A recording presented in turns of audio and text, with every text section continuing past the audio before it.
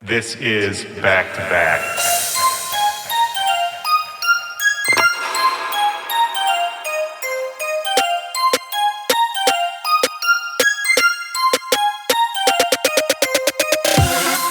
Yo, what's up, back-to-backers? How's everybody doing out there? How we feeling? This is Willy Joy. Welcome to the show. This is Back to Back. This is my podcast, and you are listening to it. And my guest on the show today is Mayhem, Atlanta's finest. Mayhem's coming off his album tour. He released his album 2083 earlier this year. And coming up next, he's got some remixes. He's dropping a remix for Bar 9 and Myro, the song Take Me Up. That's dropping on September 28th. And then a month later, he's back with the remix of I'm Back for Tha Trickaz, and that's dropping on October 27th. So make sure to watch out for both of those. You know, Mayhem has a crazy history, and he's influenced dance music in some pretty significant ways that I don't think ever really get talked about. But before we get into that, let's read some emails from you guys. Today's email, I'm not going to read the name in case he doesn't want people he works with to find out, but Blank writes, I'm writing looking for advice. Currently, I work at a 9-to-5 desk job. It's good because it's for a VST company, so it's at least in the ballpark of music. However, I'd love to do production full-time. I've spent this year getting my DJ skills up as well as releasing more songs and starting a label with some friends. My question is, did you personally ever have a 9-to-5 job that you were able to transition out of into your career? If so, how'd you do it? If you were always in music, what was the first consistent gig you've had?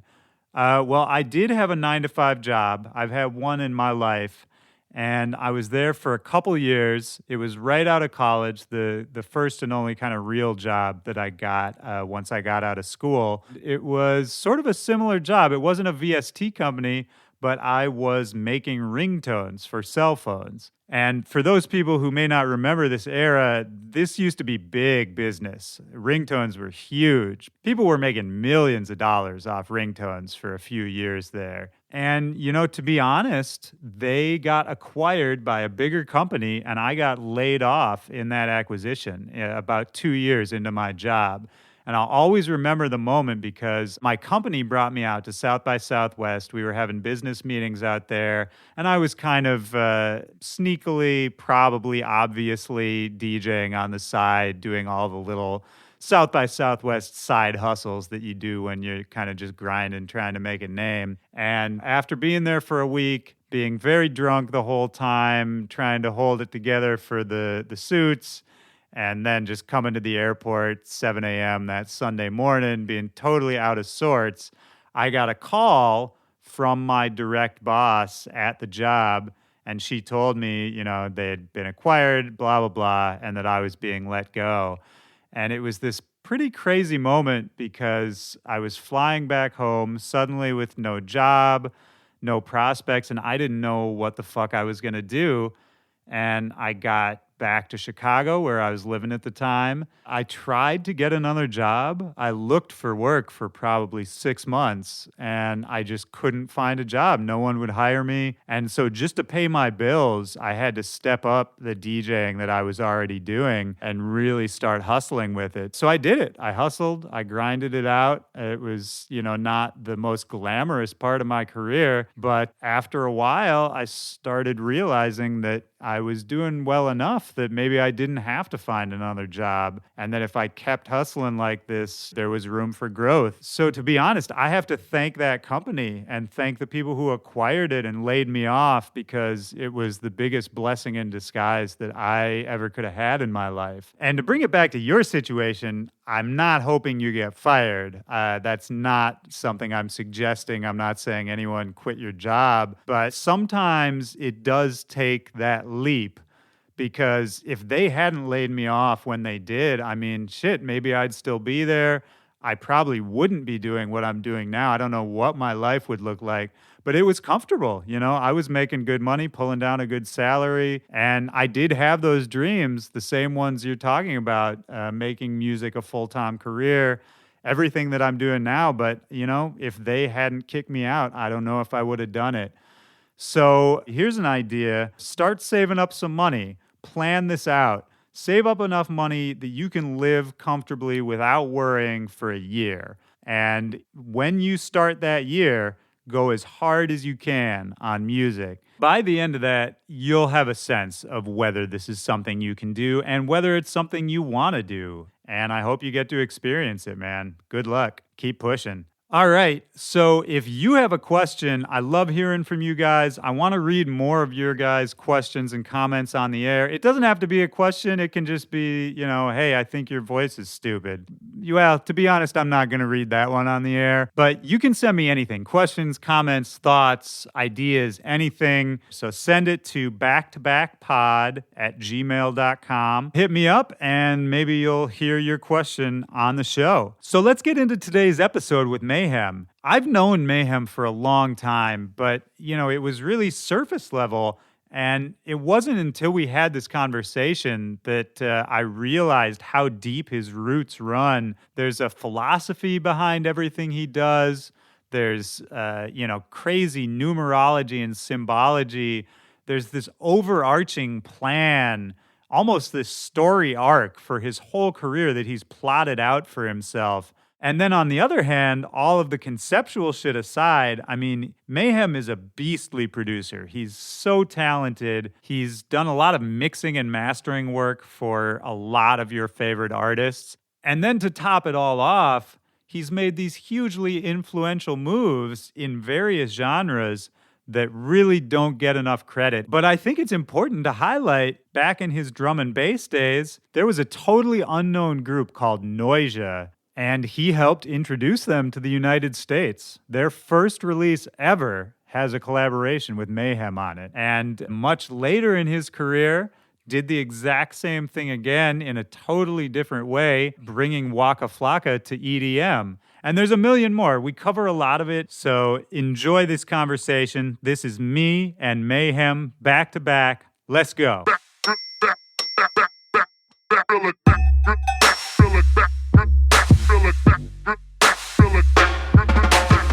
How you feeling, man? You a little tired today?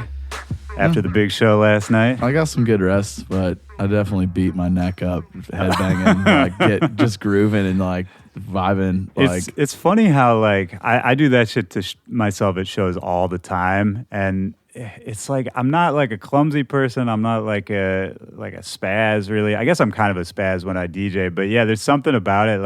I kind of just lose track of what I'm doing. I've totally, woken up the next day. Yeah, you have a sore neck, or I'll wrench my shoulder, or I'll have some random bruises where it's where the fuck did that?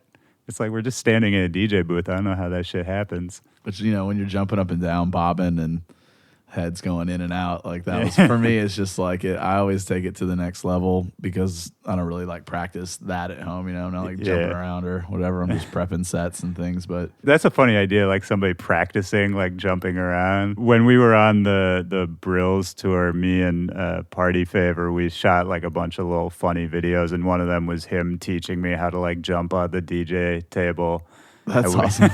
We were at Webster Hall, where they have that kind of just the same table they've always used at Webster Hall. And during, while they were setting it up, we were jumping on top of it. And I eventually just toppled it over, knocked it off the stage. But they weren't real happy with us, but the video ended up good. I don't know. Sometimes I just get locked into face down. Really? I want to crush, and I'm focused on getting that track loaded just in time to cue the.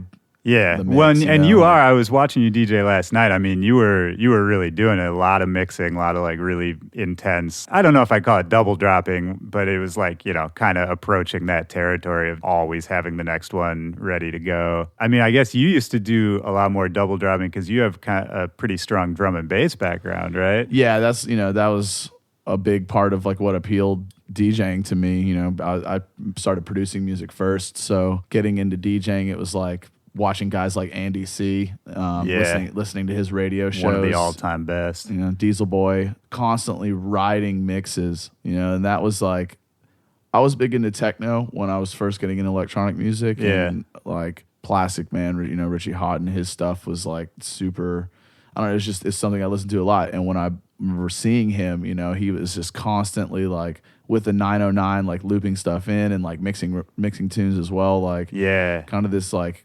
continuous thing. And a lot of the techno stuff that I was into, it like influenced that as well, you know, just because you just can ride minute mixes for like, you know, 3 minutes. Right, and, right, like, yeah. really morph it. And I kind of, that's something I miss about like bass music and what we do now is, you know, it's so focused on quick mixing and drop after drop after drop and that kind of thing, which I love.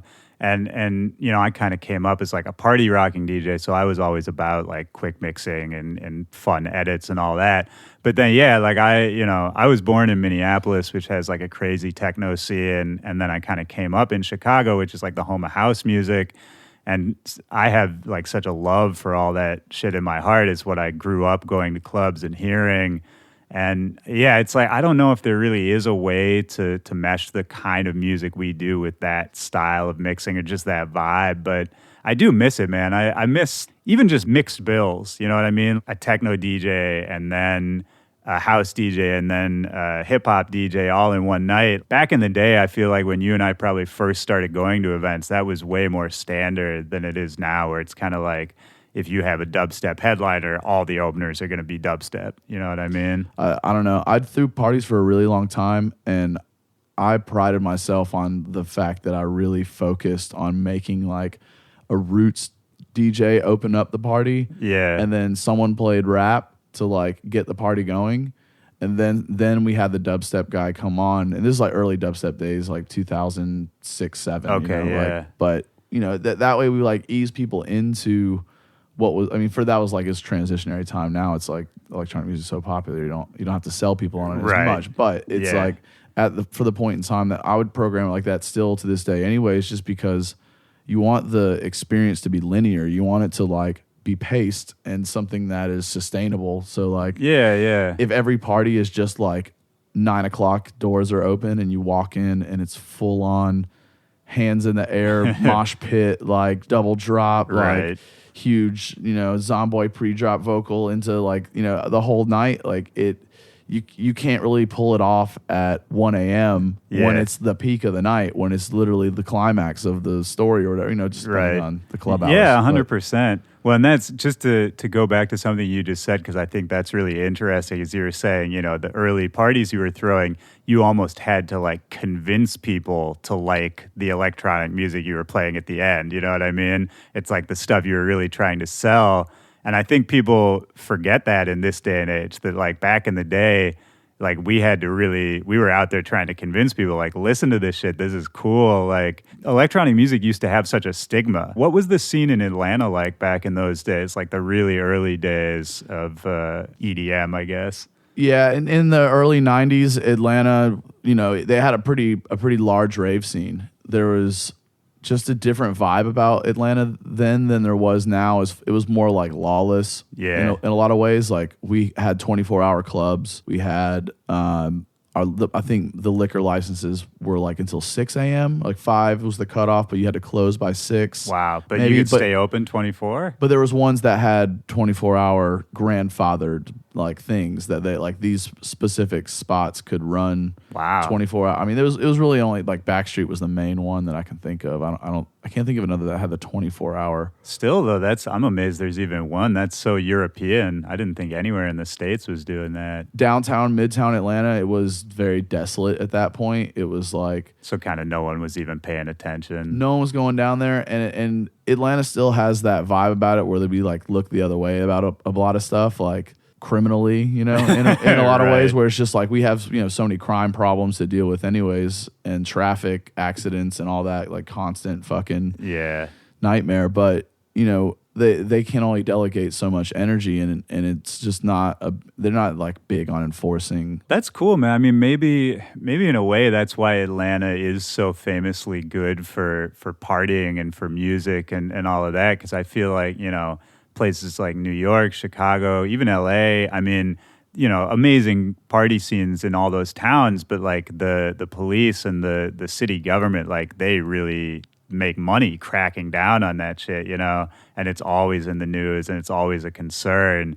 But that's I never thought about that if there was a city like Atlanta where they just kind of put their priorities elsewhere, that the scene could kind of flourish like that. That's kind of dope. It's definitely, without a doubt, like a fact that the dynamic that was maintained there between that is what made the bed for like Outkast and Goody Mob and like the Dungeon family into like, I mean, even the So Defs. Well, yeah, and I mean, you're just steeped in Atlanta history, man. I feel like you've been such a mainstay there the whole time. Like, are you from Atlanta originally? I was born in Knoxville. Okay. I moved to Nashville when I was like 5 and then Atlanta when I was 7. Okay. So I grew up in Atlanta on the north side in Gwinnett County. And so you've been a Southern boy your whole life. Yeah, I but my parents are Northerners. They're okay. That whole family's from Jersey. Oh, so okay. like, what brought them out to the South? my dad's a football player and he played UT, University of Tennessee in Knoxville. So we had a lot of like family ties there because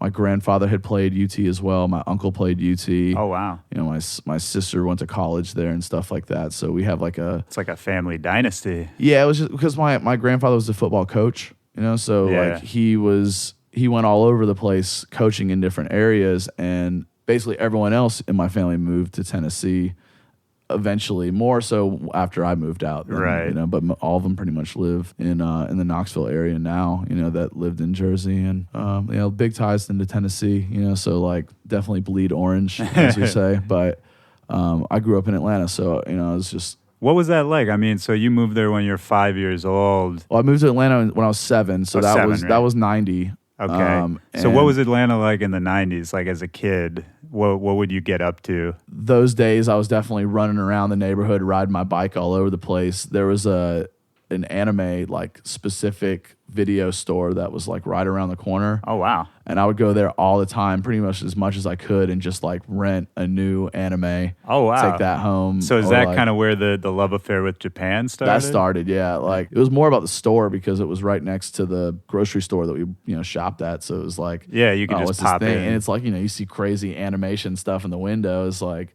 what's that? You know, so, yeah. Were you doing anything musically, you know, as a younger kid? Were you playing instruments? So at that age, that's definitely when I started like playing guitar.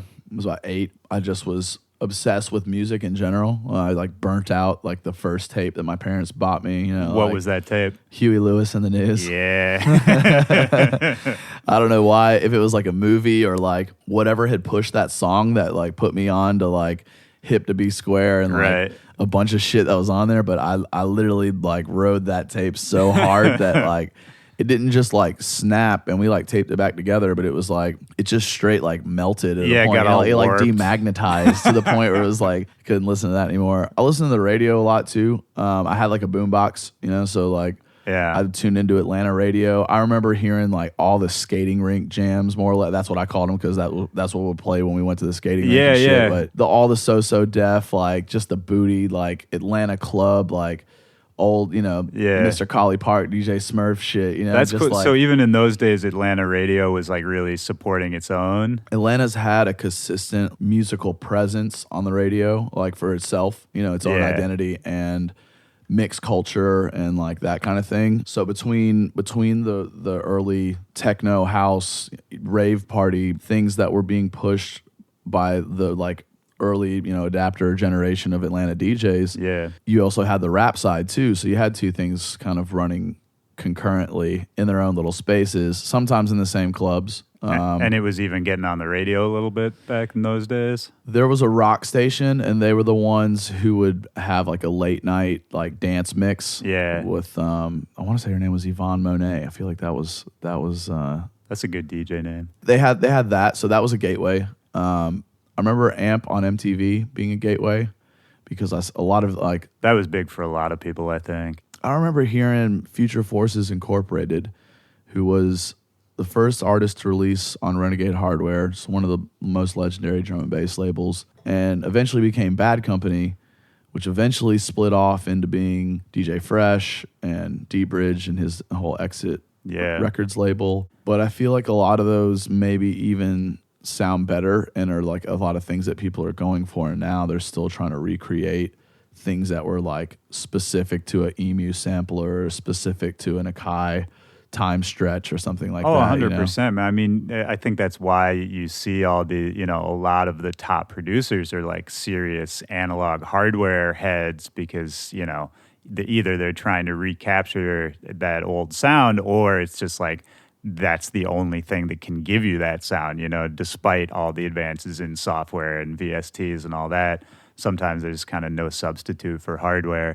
Which is, I guess, it's hypocritical of me to say because I don't use any hardware at all. I used to, but I mean, the only hardware I would even consider is like a preamp. Yeah. But I will say I do have a lot of admiration for the people who really do get into the old analog hardware. I think that shit is so dope. I don't know, I'm too lazy. I think my mentality about it is a little skewed just because I grew up in that phase where like the first things I was writing off rip were in the computer. It was all in the box at that point because I just didn't have a MIDI set up, and it was so complicated to write a song with like external gear at the time. Right. That I was using trackers and DOS shit. Just fucking. It was tough as fuck to program that shit. It looks like it looks like the Matrix. Like it's so funny, but people are even still jamming trackers now. I know, like Must Die, for instance, is been using a tracker to get like a certain vibrato kind of sound. Well, when define trackers, because I feel like some of our listeners won't even know what that means. It's it's like the primitive DAW basically. It was more of like a sequencer. It was all samples. There was really no effects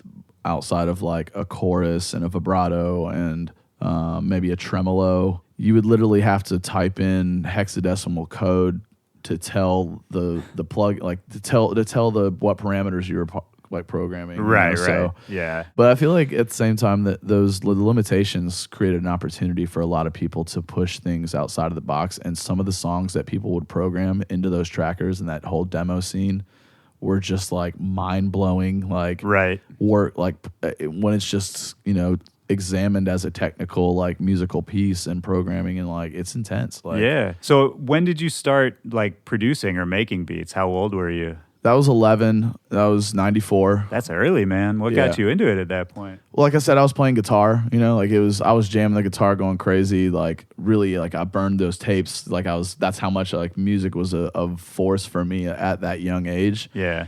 And I was adamant about it. Like I bugged my parents like for 45 days straight or something about that guitar that they finally got me, and then I literally would play it 10 hours a day. When I got out of school, I played guitar until it's time to go to bed, and when I discovered like the tracker from the sequence we were talking about, a neighbor of mine had been producing like industrial goth, like techno stuff.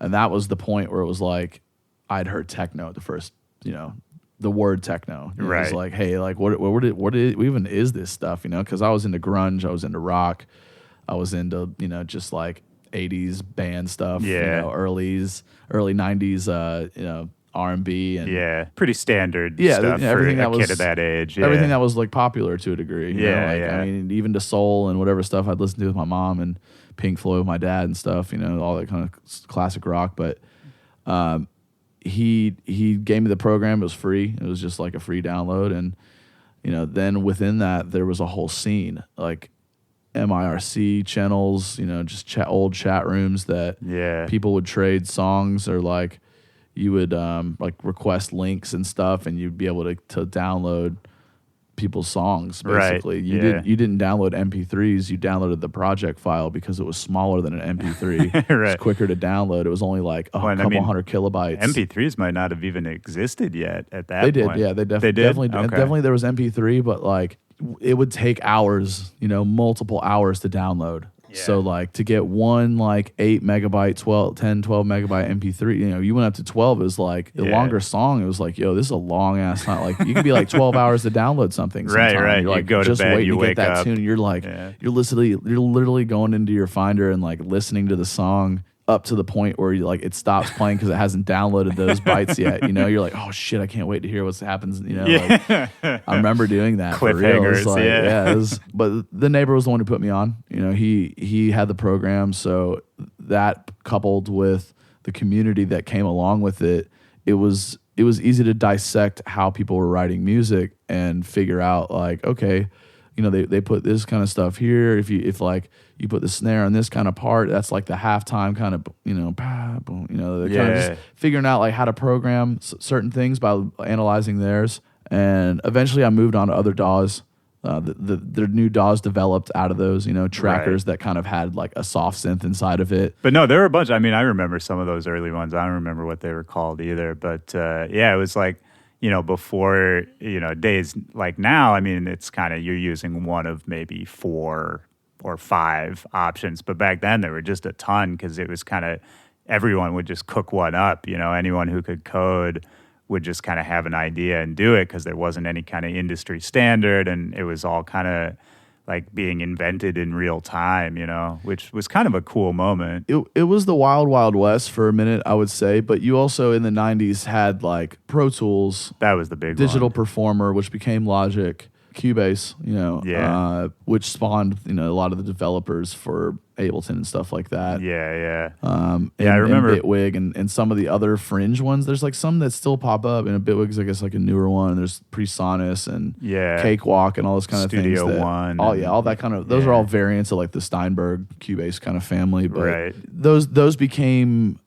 I guess, cracked and like in mass and like accessible, and VSTs became the thing, you know, and you could like make these crazy sounds. But like I remember it was a struggle sometimes with my machine just to even get like a VST and like a plugin on it, you know, like a single one. Put a verb on it and it's like it's fucking done. You know, like you have to record this, and like I wasn't stacking track, you know, I was just doing MIDI for the most part. I had a sampler. When I finally got that sampler, I saved up forever to get it and started just programming everything MIDI. Then into like a 16-track desk. Did you have anyone mentoring you? Anyone showing you how to do any of this? I had friends that produced as well. You know, I think like I said, through the DAWs and stuff, the early DAW that I used, that showed me so much of how to write a song. I just clicked and played for the most part. I mean, it sounds like you just love music. It sounds like this was all you were doing at this point. Yeah, I mean, I did sports as well. Okay. Like I said, my dad played football for UT, so it was a big sports family. And like my sister played basketball, and you know, it was just, we were active. You know, it's like we didn't have internet in our pockets then, so like, you know, got to do something. Yeah, we were just out riding bikes, doing like human shit that no one does anymore. But so, I mean, at what point did you start performing in any capacity? Performances started when I was 17. I like had been making music for some time. About 15, a friend of mine wanted to sell his turntables, and I was going to raves and had been in the culture for like 2 years at that point.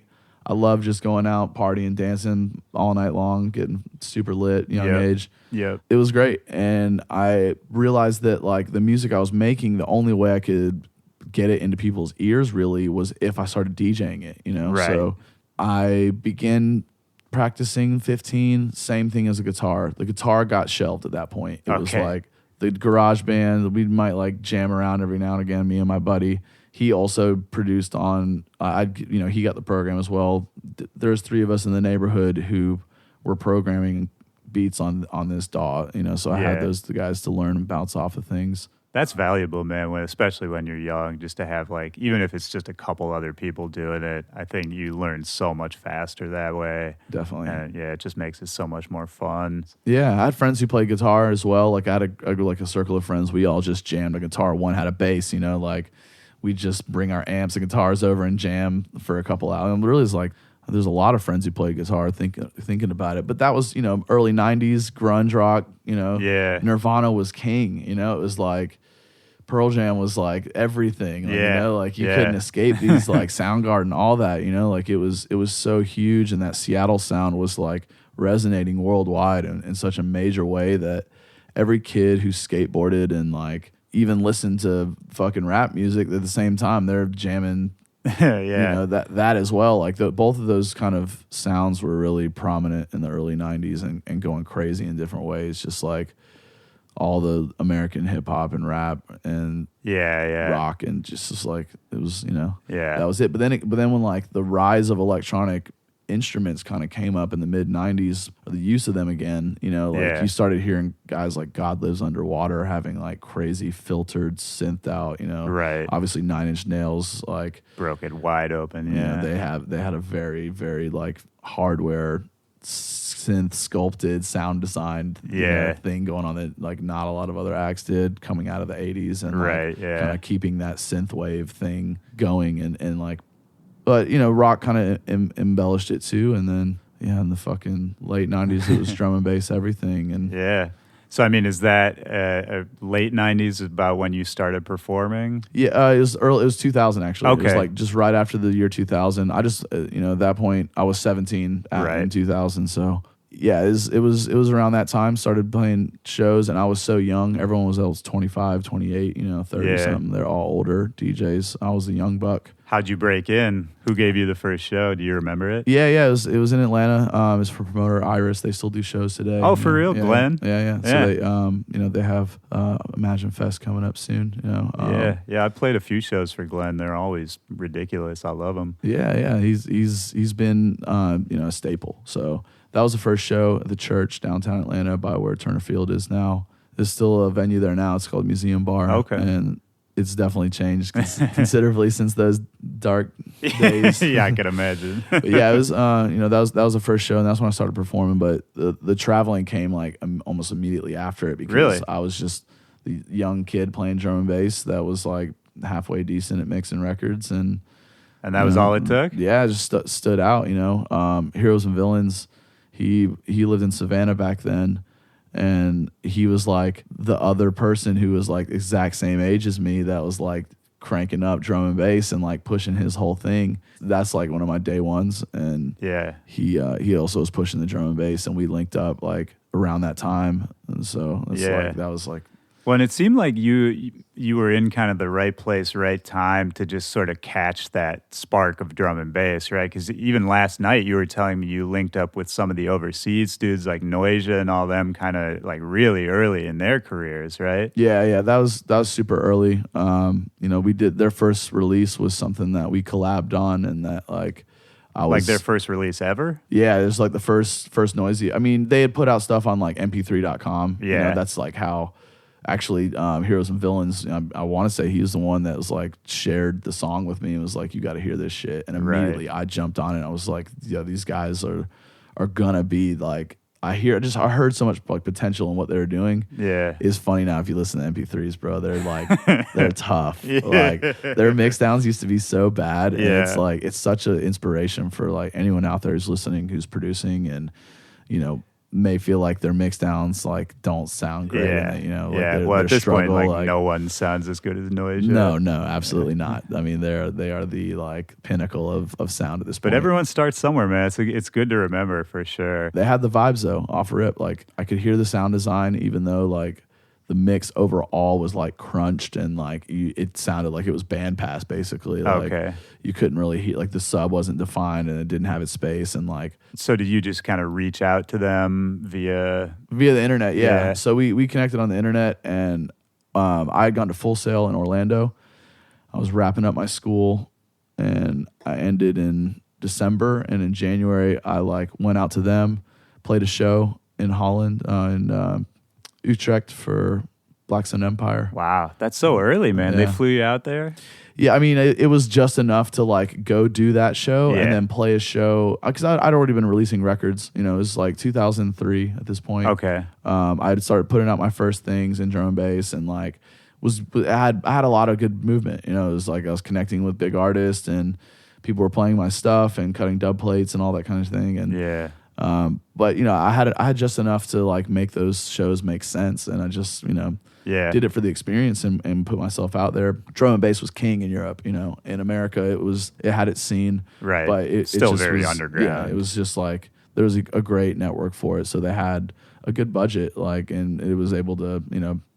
The show was massive. I want to say it was like 1,800, 2,000 people. Wow. It was the first time Black Sun Empire did their blackout show, and there was a stacked lineup. I mean, it was just like That's It fun, was man. ridiculous, yeah. I mean, as such a young kid going out to those places too, I mean, were you just kind of like losing your mind out there, going crazy? I mean, what was that like at that age? I feel like for as long as I had worked on it, though, it felt like, it felt awesome, and it was definitely humbling as fuck to be like in Estonia, like traveling all the way over there or something like that to like play a show and playing in just seeing other parts of the world for the first time, like by myself, just me and my passport and like one of my homies. Right. The first time I went out by myself, but like the second time I went out with my homie Impulse, who had this group Synthetics, and then this other group Corrupt Souls, drum and bass act. Okay. Really killing shit, and a huge inspiration on my production and the way that I approached everything. And I learned so much from him. But we toured out there together, and I was going out by myself, not even really 21, 20 years old at that point, but sounds like fun, man. Drinking bottles of vodka and like getting weird. It was wild, it was humbling as fuck though. It was mind blowing to me, like, but at the same time reaffirming, that like, I've worked like, well, yeah, clearly you worked hard at this, 12 years of following like music. It just, I knew that like it was like I'd have just made my mind up. There wasn't even any other option. Like, was there ever a conversation with your parents where they like had other plans or like weren't sure about you just being a DJ your whole life? I'm sure that there was moments where we had arguments or whatever about like what the lifestyle that was like brewing, basically. Wanting to be up all night, like staying up till 3, like in my room, like with the headphones on, and they don't know, just like jamming on the computer, and then sleeping a couple hours, going to school and sleeping through that shit all day, and like, right, just fucking that up. I dropped out and it was like end of my junior year. Okay, that was definitely a big fight, but at the same time, my mom was like, "Yo, if you get your GED and like wrap it up, then fine. Like that's all that like all we need is you to like be like high school graduated, like official. Like you can't just like drop out." And I was like, "That's fine. I'll do the test. I'll pass the shit, no problem." Like, but it's just I wasn't gonna graduate. I was gonna walk with my class. So there was no way I could do it, even with summer school. And it was like, fuck it, man. I'm 17.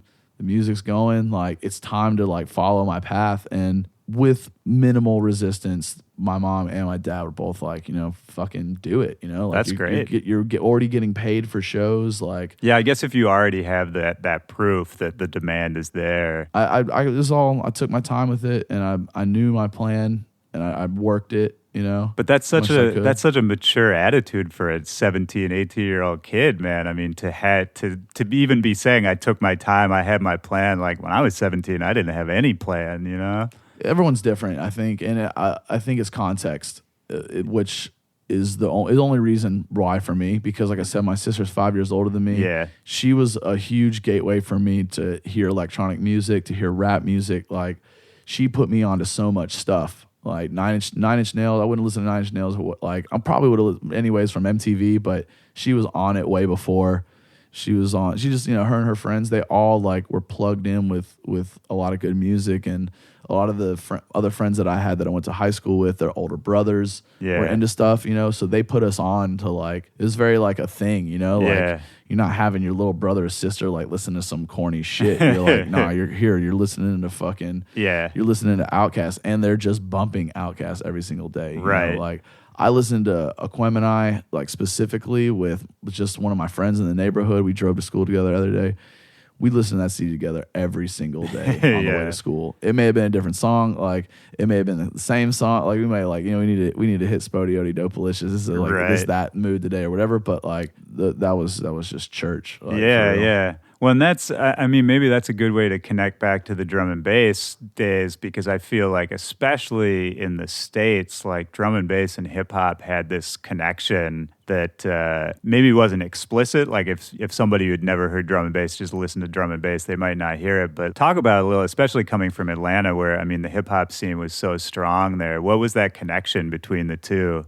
I feel like Bombs Over Baghdad, like that was one that I remember. It was probably 2004, and a local DJ, Jesus, he was the jungle Don. Like he was the dude, like super long dreadlocks. Like he was the like personification of jungle at that point, and he was a sick DJ. He worked at the record store, Satellite Records.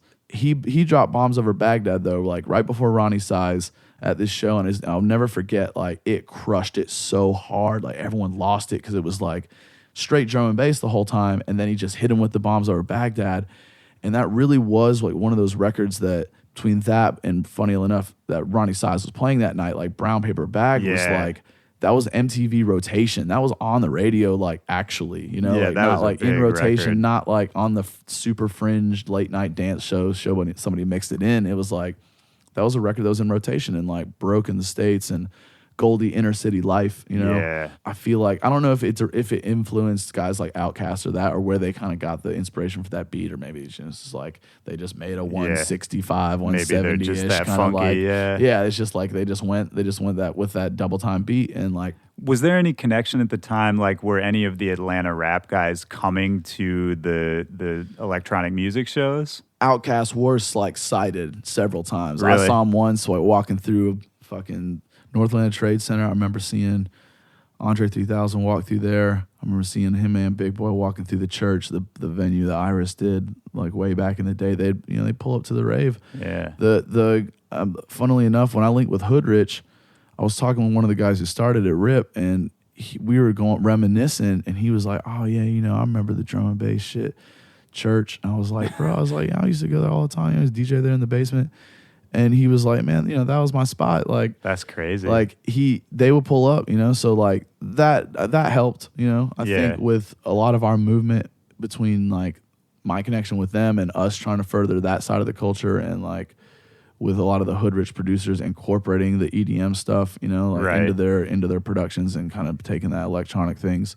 The fact that he saw the scene, the fact that like Atlanta was just funky like that, Yeah. I think that like you nailed it with that. Like it that is a part of it, like there was so much soul going on there too, and like drum and bass had a ton of soul. Right. Electronic music has a ton of soul. It draws from a lot of that. I mean, from like Detroit techno. I mean, I'm not gonna like single things out and say that one thing has more than another, but anything. But just to cite it, like it's But I like drawing those connections between two genres. I mean, I think that's what we do as DJs. Is kind of connect those dots and try to show people like, even though this might not sound the same to you, like the vibe is still the same, the energy. There really is a connection here.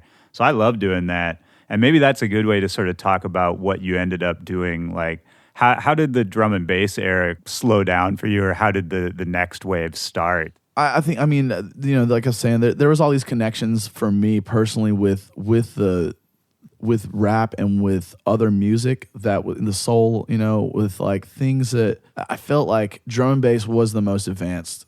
Like it still is to this day, probably the most highly processed, highly like dynamic, like just it's where a lot of the best producers are, man. There's the attention to detail is second to none. You know, like there's definitely producers out there in other genres who put just as much, if not more, if not at the peak level of involvement in their production, but per capita, drum and bass is undisputed, I think. Yeah. And it got to the point where with Noisia, working with them intensely, doing a lot of releases, we made Exodus and Moonway. First was Moonway Renegade and then Exodus. They were really complicated, like conceptual records that we went in on like crazy. And it felt like there was a point where it was like, we've done this kung fu thing, we've done like a jazz thing, we've done like all these different shades and like concepts for records.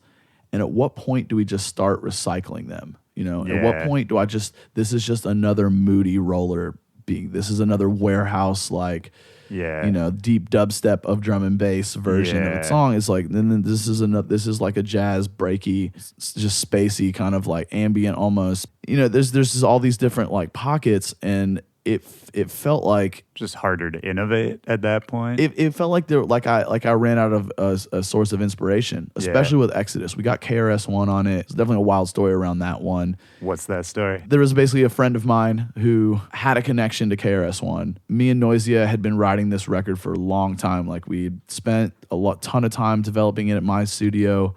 They had worked on it a ton at their spot. Sent it back and forth. Like had a bunch of different sessions on it, and had this hip hop section in the middle. We had done Choke with MC Verse from Pendulum, that was like our first record where we would put like someone on full vocals, and we're like, all right, well, let's do, let's shoot for KRS One because there's a connection here with a friend of mine, Ricky Ross, shout out him, to be able to to get him on a track and do it. So he hits him up, he tries to see if it's doable.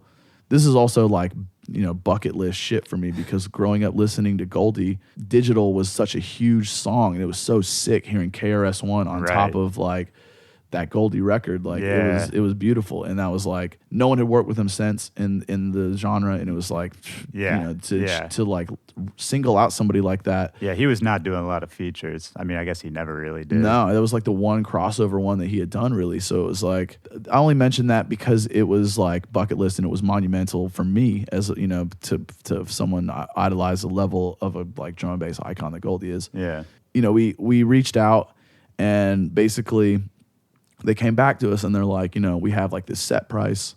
We'll do it for like now. And the price was like pretty high. Yeah. For what our budgets were. Definitely. Absolutely. And, I kind of like conferred with Noisia. I was like, this is the option. Or they'll do it for less, but it's just like, they're not going to guarantee that they like, it's basically like we're going to be chancing it essentially. So we played hardball and we're like, we're just going to we're going to like roll the dice and see what happens. Because we can only really afford like the not like right now, like lock it in price, but like you basically call us up when you want to get that money and we'll pull up and we'll make this record happen kind of thing. That was the deal. Just randomly Ricky Raw, to make specific, my homie who plugged it in. Right. He hit me. He was like, yo, are you ready? And like I was literally on the way at the point to a show to like drop off CDJs I was renting out. And I'm like, ready for what?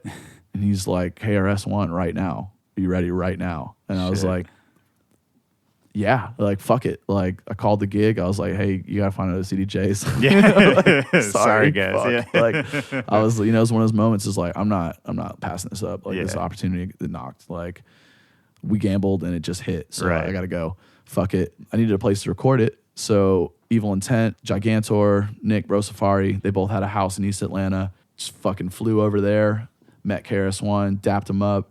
He's like thanking me for working with him. Super amazing energy, like awesome guy. Like I'm just like fucking thanking me for, like you're a fucking legend, bro. Like I'm like blown, like that. That's like that definitely touched me in a deep way, Yeah, that's crazy. He's a super humble guy, and he's a legend and like a fucking hip hop icon. And it's just it's sick to meet. Yeah, people could take a lesson from that, man. Yeah, absolutely. And it's sick to meet somebody like that. Like there's nothing more satisfying as a fan, right? Because first and foremost, I'm a fan.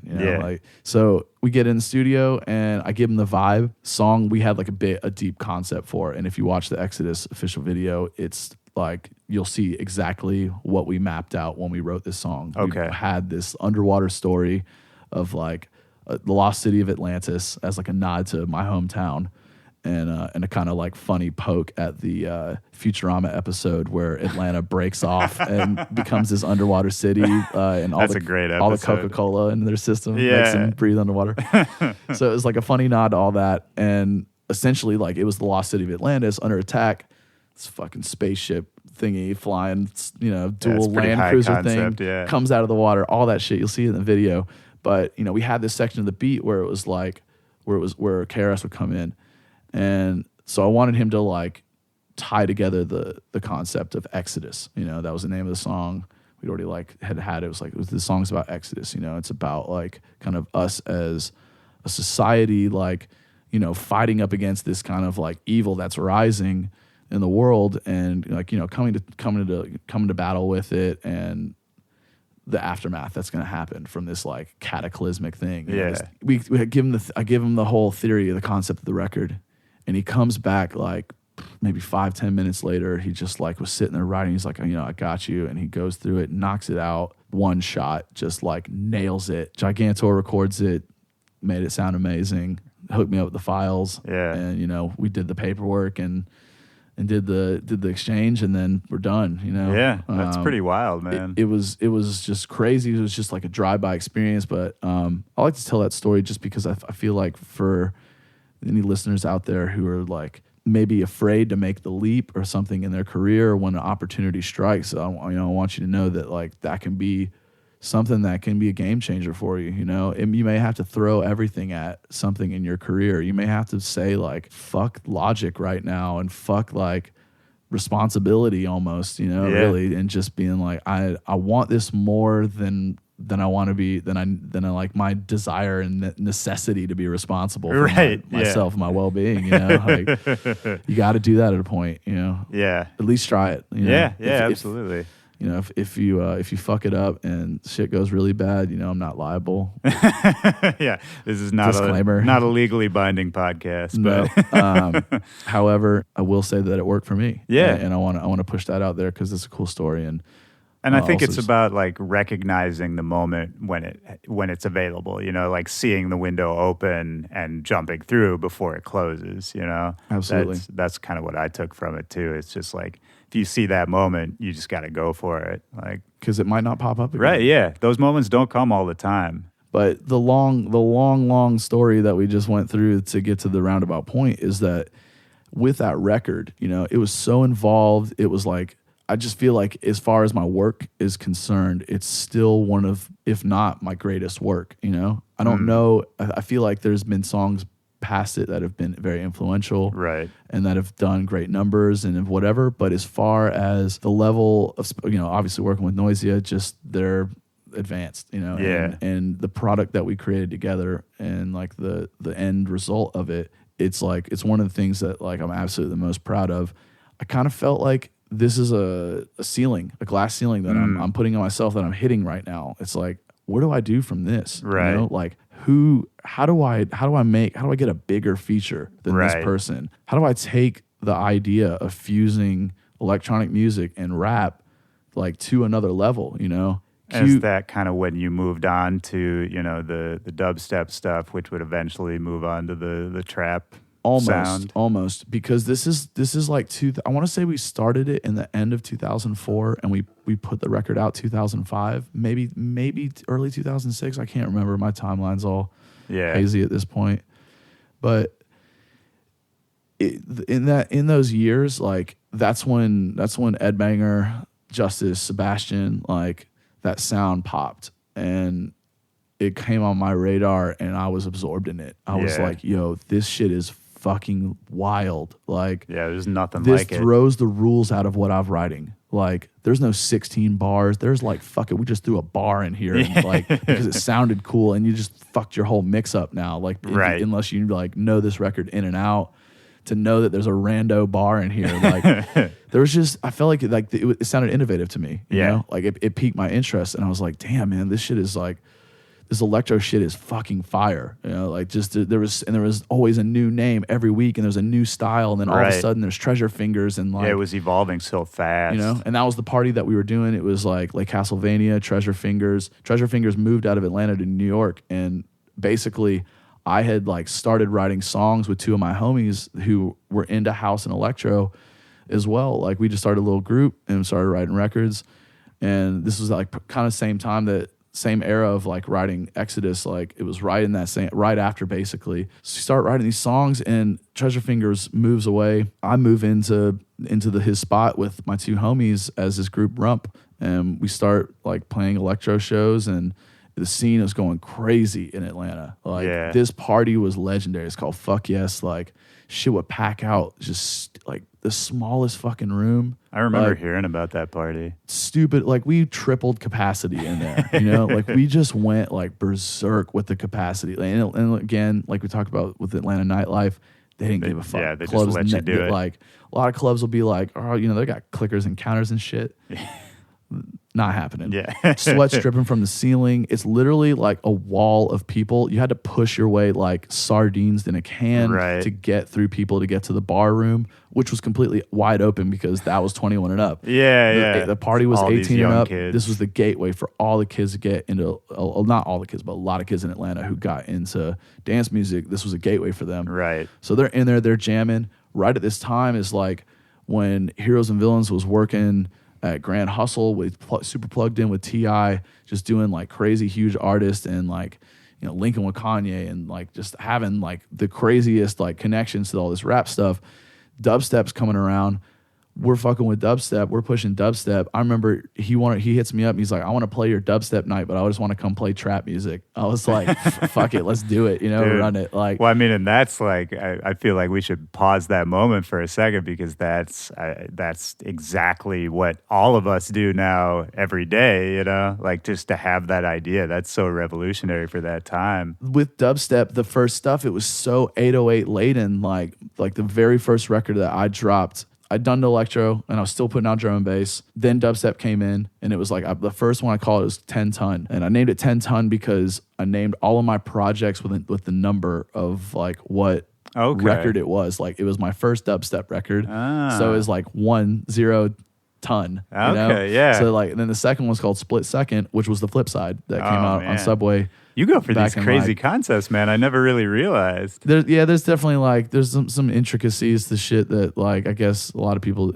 don't even pick up on, and I don't know. No, but that's so dope because then hopefully someday they'll find my shit. Well, because now I feel like I can go back and like study old shit you've done, and like you get a whole nother layer to it. I like that. For us, it presented the opportunity because we were doing a lot of like Crime Mob samples and fucking like Missy Elliott samples on top of like the electro house stuff that we were doing, and like trying to push that like trap Atlanta sound into like the electronic music. Like, yeah, were you trying to open up the kids who are kind of getting in on that blog house wave to sort of more of the homegrown Atlanta stuff? Was that a goal to kind of open their minds a little bit? It was a goal to get electronic music on the radio, to find a radio like middle ground of electronic music and rap. But it wasn't necessarily a goal to like in those times. I don't think it was conscious that I was like, I want to make an Atlanta sounding EDM or Atlanta sounding dance music, like,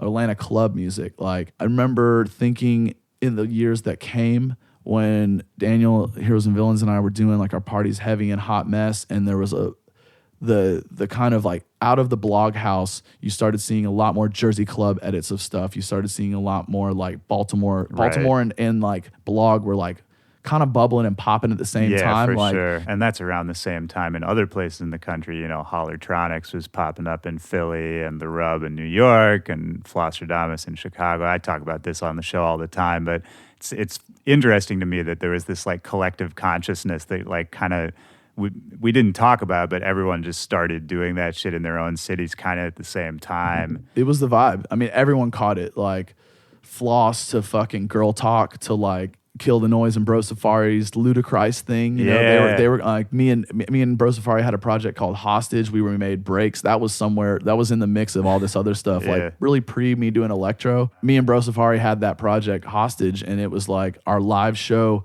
We were just dropping like Nuck If You Buck acapella on top of like new school breaks, just like Reese's and break beats and shit. And like, there was all these projects that like a ton of American producers. I mean, it was just a collective wave. Like we were all tapped into the same source, and like all of us saw the potential to take these records that we enjoy as musicians and like incorporate them and like kind of like retool them, but not like overwork them so that they'd sound it's too much. It was finding that middle ground that like everyone had their different twist on it, so it's just connecting those dots. Around that time, that's when it was like it's becoming apparent. It's like this is a movement, this is a wave. There's Philly Club, there's Jersey Club, there's Baltimore Club. What could be the new iteration of that, So Q Floss making Original Dawn remix.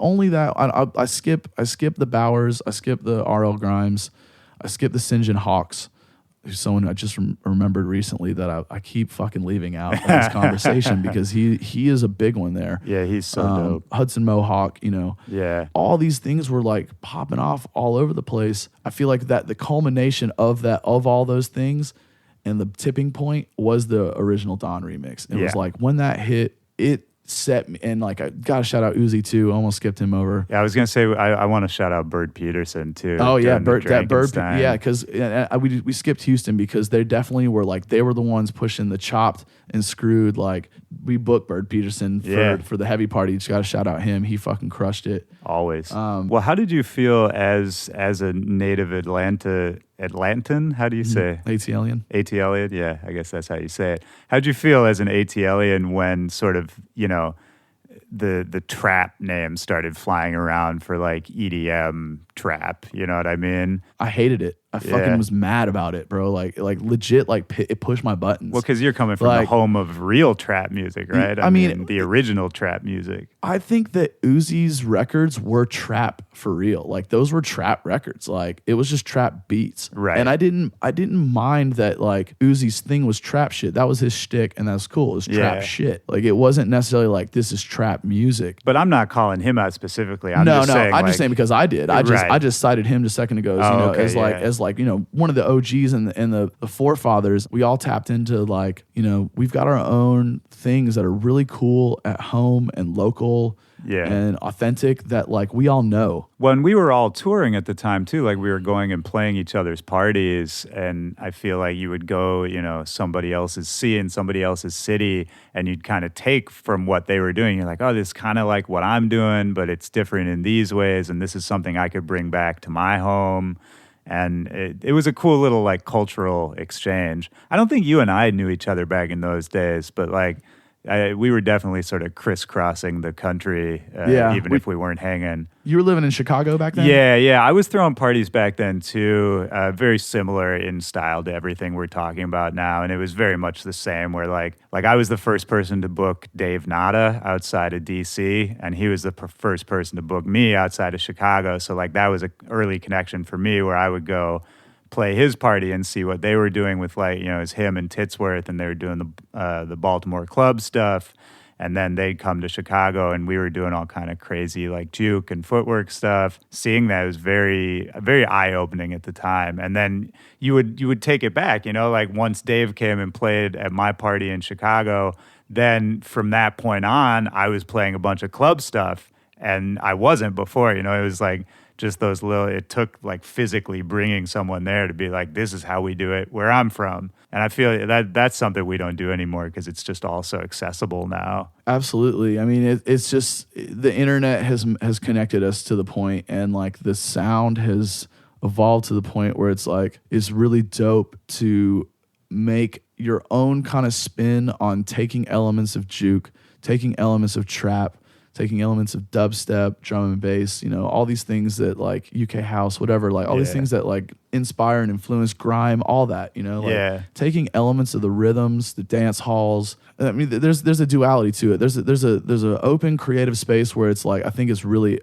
dope and interesting for people to pull all sources, more so things that they don't necessarily like understand culturally, but they appreciate and want to include, because I feel like the more inclusive music is, the more fun it is for everyone. 100%. And there's definitely a place for that. But then there's like the alternate side where like you want to have things that are homegrown, like regional, GMO-free, gluten-free. It's the appropriation, I guess, is what like I'm getting towards. And at the same time, I can turn it around to myself and look at myself as someone who could like be seen as appropriating from the culture that I'm like living in amongst. I mean, in Atlanta. to a certain extent, but I feel like this whole time we've been talking has been establishing that your roots there are deep as kind of they possibly could be. My roots are legitimate for sure, but at the same time, like I'm still like a white dude living in the trap world, you know? So it's been very cool for me to navigate that. But I do it with caution, and I feel like it's important that the gatekeepers who like, develop and pass off the torch to the next generation, like make sure that they hold on to their culture and let it be known that it's important to like, to preserve culture and to keep things authentic, because if you do borrow from too much, I feel like it can get lost in the wash, and it can be something that like when you lose yourself a little bit too, right? If you're just kind of going too far into somebody else's culture. Absolutely. It's hard to find the balance. I don't know, man. I think you've done a pretty good job. I mean, we talked about like you kind of linking up with Noisia earlier on, and I wanted to talk about, I mean, you're sort of, at least in my mind, the reason anyone in the dance music music world knows who Waka Flocka is. Yeah, I mean, I wouldn't credit that because No. Waka's massive, like Well, right, but I'm saying, but we had, before you did Brick Squad Anthem, though, I mean, wasn't that sort of the record that brought him into the world of dance music a bit? Yeah, but I mean, by his own words, that is like he gave me a huge shout in an interview, and said that record was an influencer for him, but it's funny how that whole story even happens with linking up with him and how things kind of come full circle because he shouts me for inspiring him with Brick Squad Anthem to kind of making him understand that there is a really cool middle ground that like pays homage to trap music in a like a authentic way, and also like opens it up to this new world, and it's like he's the ambassador for that at this point. And I'm like it's like beyond humbling to have like inspired somebody that inspired you. And it's also this weird inception thing. Yeah. Where it's like where did it come from? How did this happen? Exactly. Like it's crazy, but I paid all the love and respect to Atlanta for being and my parents for moving me there to put me in that environment because Atlanta has the most ridiculous like roster of influential artists who've changed music, and he's definitely one of them. And I'm so like I live in those shadows. I was born on the same birthday as like Martin Luther King, and I remember like reading that as a child, and like I feel like there's this thing and there's this vibe and energy in the city that you have to do better. Yeah, you have to do more, and you have to do something with purpose, And so, we touched on why I departed from drum and bass, and it became like I had a new purpose, Right. Like there was a purpose to finally bridge. Like it's on some Major Lazer shit. It's like we want to bring people together with music, we want to really like change the world. Like music is the number one thing that any of us can reach to make this viable. So, and I want to make sure we like focus on your career and what you're doing right now too, because you're such a humble dude, and your history goes so deep. Like your music and your contributions, and especially in the last like 5-7 years, I think have been so influential to not just to the records that you put out, but you still do like, or I should say you have done, mixing work and mastering work for other like big name artists' records. And, I just want people to realize that like, you've kind of touched so many like important records in the current dance scene, I just want to make sure we like actually cover well, thank your you, man. records, yeah, man. First, thank you. Absolutely, man. I appreciate all that. That's like so much love. And I mean, how did you? I think that it's cool to touch on that stuff, but like I'm more focused on anything that I'm pushing out. Like there's purpose to like what I do, and it's not that's the school I was raised on. It was like keep your head down. And drum and bass, that's the drum and bass roots real showing because it's unsung hero shit. It's like I'm not doing this for me. I didn't have a logo till like 4 years ago or something. Right. Like, I didn't have a press picture till like 2011 or something. It's like that's where I was at, and that's where my head was at, and that's where I want to keep my head because I want to be able to be in a place where I can like not be tainted and not let like my accomplishments, supersede my mission, because my mission is to kind of bring people together through music and do stuff that's creative, new, fresh. If it's influential in the end of the day, that's amazing. But I want to aspire to inspire. That's what it is. It's like I want to inspire people to like get out there, not help the people around them for one, push with a cause, have a purpose, and just to like take your time to figure it out. Obviously, I'm an old man now, and I finally have it as an old man, more so than I did. There's bits and pieces of it that I put together in the puzzle from my youth, and I had a bit of it. But it's from the like high concept videos you were talking about before to the way you name things. I mean, it's so cool to me that like there's kind of this overarching philosophy for everything you're doing. I feel like that's kind of rare, especially in the EDM world where it's very much about sort of surface level marketing and branding and big stages and all that. It's cool that there's still some people like kind of with a philosophy behind it. Well, I think that right now we're seeing a lot of gimmicks in dance music, and it's only natural to like have this kind of flow of marketing kind of coming in and things to build up because there's more money now. Yeah, right? there's an actual industry around it. Where before, like early '90s in the U.S., like we were all struggling, man. Like it was tough. It was the set fees were like not what they are now, and it was just there was a very low budget, and you did it for the love and you did it for the culture. And I think there's plenty of people out there who are still doing it for the culture. Yeah. There's a lot of SoundCloud producers who are dropping free downloads. They're not worried about making a dime off their music right now. They're worried about just making great stuff. And pushing their boundaries and being unique and that's another thing I want to like touch on heavily on here is to like the thing that I searched for so long that I finally found in my purpose is like identity, and that's a hard thing to define. But I think so many of us out there go through as artists like struggles trying to define ourselves, trying to find a group or a path or where you fit in. Yeah, a place, like we want to have a place so that we can then find our purpose in that place, find our role, find our job, whatever it may be. I think it's instrumental that we look inside ourselves, we look around ourselves in our homes and in our lives and retrospectively, like as we've grown up, like we've touched on in this interview that like all of the things that define us as artists that in my personal opinion, break the mold and like break the water that turn you from being a current dubstep producer into being a getter, into being a Snails, into being a Skrillex, someone who's like embodiment of being himself and being yourself and being accepting and all the kind of right ideals that need to have the most prevalent place in electronic music, because that brings me to the core of like why I ever even did this shit in the first place.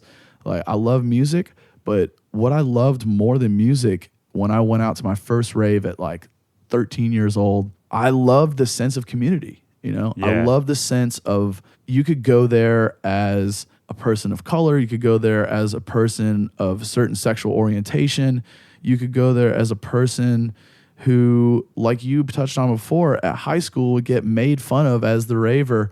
I even got made fun of by the raver kids at school. Like I remember the rave kid at school told me I wasn't a real raver. Oh yeah. He's like, you're not a real raver. You're like fake raver, bro. I'm like, God damn, man. There's like 5 of us, bro. And you're that doesn't really embody what I was talking about. He's a bad example. Right. However, though, at the show and at the culture and what drew me to it was just the fact that you could go there, you could let loose, and you could dance. You could like feel like yourself. Like dancing is such a personal expression. We get like so uncomfortable and awkward in this day and age. We're such a culture that like analyzes the fuck out of people, ridicules them constantly. Like we're constantly memeing everything and just like. Well, now with social media being what it is, I mean, everyone's like really working hard to present themselves in a certain way. But also just to gain it, everyone wants attention. Well, sure. So like, what's the number one grabbing attention thing is like something negative, something like controversial, something like that's easy to latch down and like easy to make you feel better about yourself while like.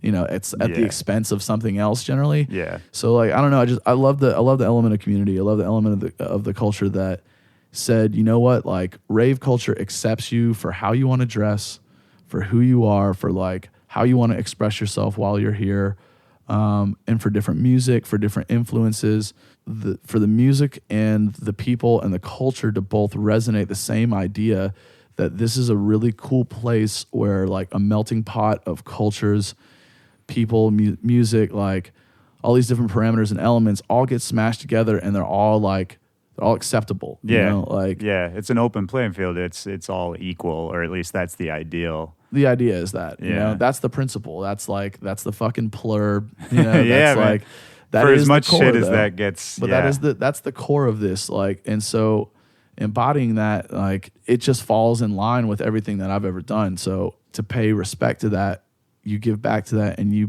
pay attention to the details, and you go in and you name your song some funky way because like you want to add detail, you want to chisel away, you want to bring back that ornate element of like elegant fucking just like sculptures on the top of a building, or like something that isn't just the quick marketing gimmick. It isn't just the quick like this is a relevant genre and I'm just going to drop a song. And there's nothing wrong with those things. Like there's nothing wrong with playing into like, you know, smart marketing moves, right, or playing into being competitive, because you know the sports history in me like built me to be that. And you have to you're gonna have to, like, no matter how many humble pills you want to swallow, there's a fat horse pill that is the fact that like this is if you want to survive in music, if you want to make this a sustainable thing, everybody's got to be ambitious, man. It's a hard business. To make it a career out of making music and having anything to do with music, you're going to have to do 15 things probably that don't have to do with music. Yeah. That do have some fringe ass thing with making music. But like, you know, I love making music first and foremost. I do that over everything else. But you're going to have to jump through some hoops. You're going to have to advertise yourself. You're going to have to look at yourself as a business at a point and not feel shameful about that, because I feel like that was a misstep on my part, and part of that like unsung hero culture that is like, you're not out here doing this for the credit, but you do at some point have to like pay respect to yourself and pay respect to the benchmarks that you've achieved. You weren't speaking up for yourself enough. Yeah, because if you don't, you're going to get overlooked. And it's going to be like, you know, some people may think like, oh, it's fucking lame as shit to be like, to post up that you hit 1 million plays on something, or that you hit like 500,000 plays on this thing. But that's success, you know, and that is an example and something to not put on a pedestal, but something to give a nod to and say, you know what, this is like this is what you work for, and you achieved an accomplishment. Yeah, I mean, if you can't celebrate your successes, man, it's like, then why, you know, that's just being present to me, you know. It's like of course we're always thinking about what's next and how can we grow it and what's the next achievement we can get to, but you know, if that's all we ever think about, it's like we're not even going to really enjoy our lives. Well, you're not going to be an artist at that point. Yeah, you're going to be in marketing. You're doing marketing. You're not making art. So if you make like concept the core of your, and like purpose the core really of making music, then you add something to it that you can. It's like a glue that you can then bind all these other parts to it. You can then merch it. You can then make a dope video out of it. And you can then have a dope rollout, which is important right now because there's so much noise in this industry. There's so much eyes and ears and players coming in.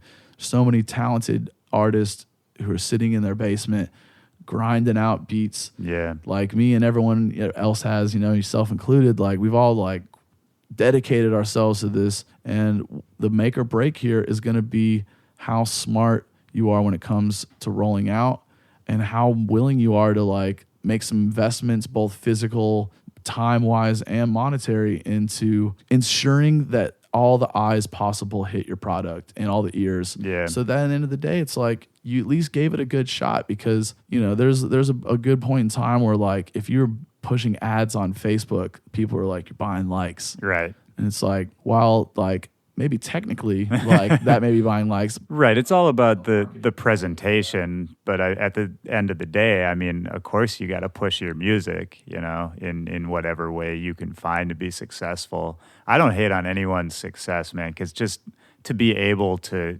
be successful in this game is so hard. And, you know, if you can get there, whatever way you did it, like, even if it's not my way, I'll still just try to learn from it, you know? Absolutely. I mean, there's something to learn from everyone in that right? And there's also, like, there's takeaways. There's positives and negatives.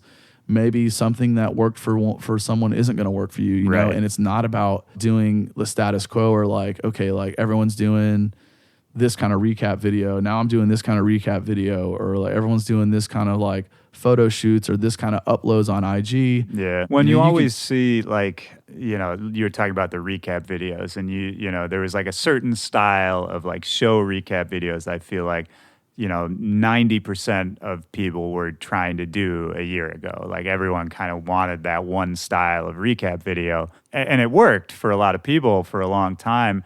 But then, you know, you started to see people sort of reconceptualizing it. And then those people who would like kind of do a different style or do it in a different way, those were the ones that started popping out, you know? And so I think that's another important note too, is like, you can't just copy what you see being successful for somebody else. You have to sort of flip it in your own way, and that's what's going to make you stand out. Because even if you do sort of copy what somebody does and it does work for you, it won't work forever. You know, it's like it's not your idea. It's like it was their idea. And Yeah. If you can't be inventive and your next hit is your best hit, you know, like if you can't, your next rollout isn't like as good as your last one was, you're gonna see negative results. You know, you're gonna to sustain in this industry. I feel like you have to constantly be dropping content. You can't have big lulls of like silence, because every time you do, you're really setting yourself back, and you're losing a lot of engagement that you're going to get. When we're talking so much about, you know, innovation and staying fresh and all that, and that's something I think you've been able to do, as we've kind of talked about throughout your whole career, which sort of leads me to asking what's coming up next for you. Because, you know, last night we were talking about you dropped the 2083 album, you did a big tour behind it. That's maybe trailing off a little now, and what's coming up next, man? So up next, my big focus has been to embellish my projects visually. And with 2083, my first album, my first project that I rolled out like that, I wanted to leave room to like grow from the rollout, and I want to just push it out there, and I want to see what people think about like me dropping a project that takes a little bit of a different turn from what I'd been pushing out, outside of the context of it being like a lit drop, you know? Right. Like I'm more or less building in a lit drop into my songs now, or maybe not. Maybe it's just a vibe. Like maybe it's just a cool. It's like this one is a like, you know, this is a listening track, or this is some Spotify material. Right. You know? Yeah. Less than like this is Beatport top 10 material. You know, and there needs to be a balance to that in what I produce, because I have a depth to what I want to write, and I need to create the consistency and the space that like moving forward from this album, you're not going to hear single dance floor bangers from me.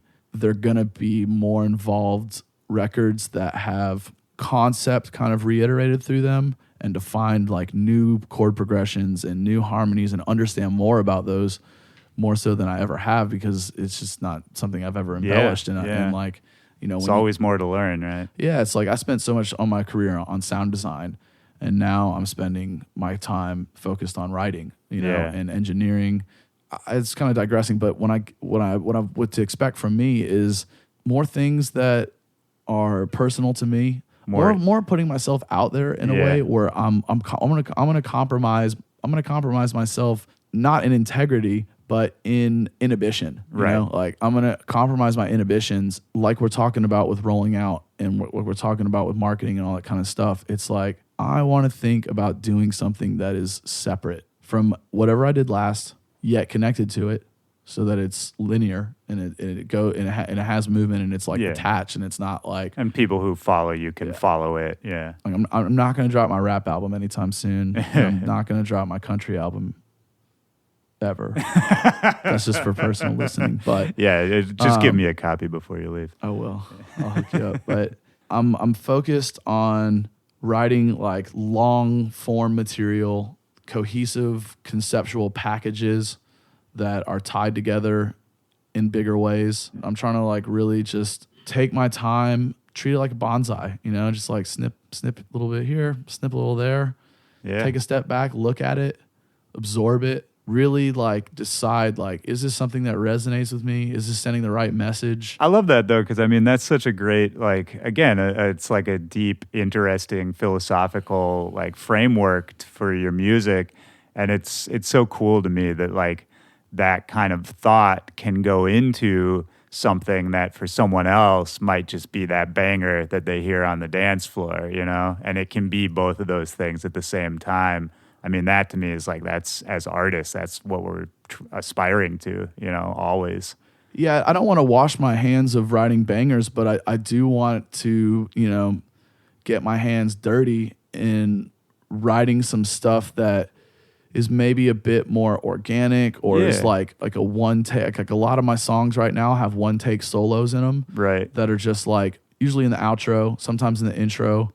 But I'm just saying, like, it can be both, you know? But it's like, so I'm working that. I'm trying to pay attention to like 55 details at once, maintain balance, but also like maintain relevance to my crowd, to my audience, to like stay true to my sound and to my fans, and like take them places, but also like hold their hand and like coddle them and kiss them goodnight and read them a story when they need it. You know, tuck like, them in. Yeah. Like I want to be nurturing to the people who've nurtured me, because I would be nothing without like all the artists, the agents, the you know, the label A&Rs, the producers, the DJs, the fans, the dancers, you know, the bartenders. Like if it wasn't for all of these parameters, well, and they wouldn't be anywhere without you either, right? It's like we're all part of that ecosystem. I guess. You know? I don't know. I think that my role in it is very microscopic. I don't know. You're a humble dude, man, but it's I don't know. I think you've made some pretty significant contributions to what we all do. I feel like I've definitely like paid influence. I mean, I've paved the way for people to do things. You know, I feel like I've broken down some walls for people. I've sat in the studio with 808 Mafia. I've navigated some places as an artist that like a lot of people couldn't they couldn't touch those places, and I don't want to downplay them, because there's that element of like not paying gratitude I'm talking about before, where you're like, even for me when it was like 5,000, like I remember I dropped my SoundCloud 5,000 follower mix in like 2013, 12. I don't know. I mean, I was somewhere around there. It wasn't that long ago. I mean, even 500 plays, 100 plays, like benchmarks, whatever the number means to you, like it means something to you, and it's okay to like own that. But it's kind of digressing from my point. No, not at all, man. I mean, I just. You're clearly a detail-oriented guy, and I can tell you don't want to leave anything out. But but I don't know, man. I mean, I feel like that's probably a good note to wrap it up on. It's just like I'm excited to hear what you're gonna do next, man, because I know you got a plan, and I'm really interested to hear what it sounds like. Is there anything else you wanna get out there? Anything we haven't touched on yet? I mean, I would thank everyone for listening first. That's definitely a first and a foremost. Thank you to you for having me over and for the interview. Man. No, thanks for all doing the this. love that you gave me in the interview. Like of course, I'm man. definitely I stay humbled and I stay fueled off of the love that folks give me on what I'm doing, because it's hard out there, and I want like every musician to know that, like, especially like with current events and so many musicians passing on their own hands, it's like, I want y'all to know that it's like there's moments that you're gonna feel like there's nothing, like there's like you're not attached to anything, and you're not on a path, and like you're like in space just floating away, like oxygen tank running out, like like, can I keep doing this? Can I keep going? What do I do? Like, we all have those what moments. do I do? But like, you just like, you need to take some time, meditate, clear your mind on this shit, and like, it's all gonna, the paths will form if you're persistent and you're focused, and you build a really strong team, a support team, a network of friends, like whatever it may be. Like, you build your team, you build your squad, you build yourself up, and you even if all those things fall apart around you, like they prop you up to the point where you can be confident, and you can break through any of the like doubt that you have in your mind whether or not you can do this, because you know that you can. And it's just a matter of subscribing to that and owning it and pushing through and not stopping until you hit that goal, And you might not even have some of the goals that you're going to hit. That's fine, though. And that's great, because you're going to get these fringe ones.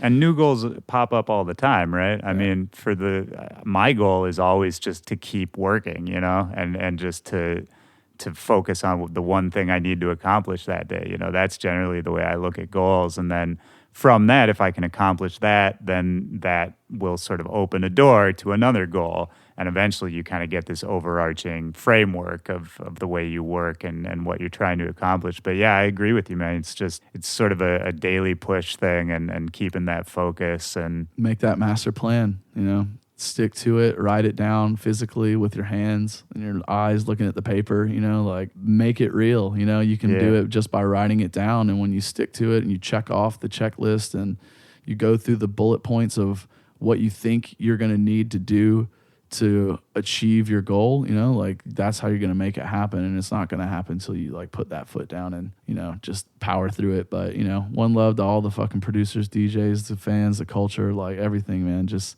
keep it positive and do you. That's it. That's my motto. Man, that's beautiful. I'm going to end it. I can't say anything better than that. That's the best way to end it ever. Thank you, dude. I appreciate you coming through. Thank you. Yeah. Peace.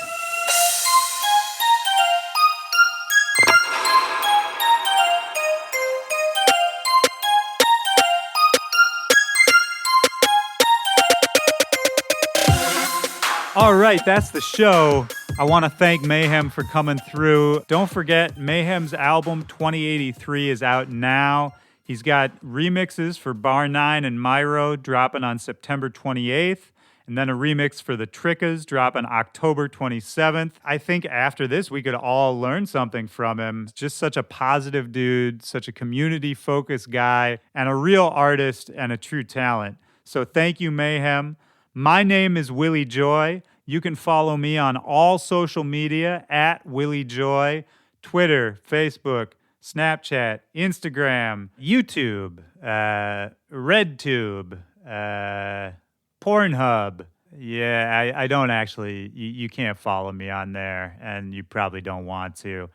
But regardless, all the other ones, holler at me, and I will see you guys right back here next Tuesday for another back-to-back. I hope you have a good week. I'll talk to you soon. Peace, guys.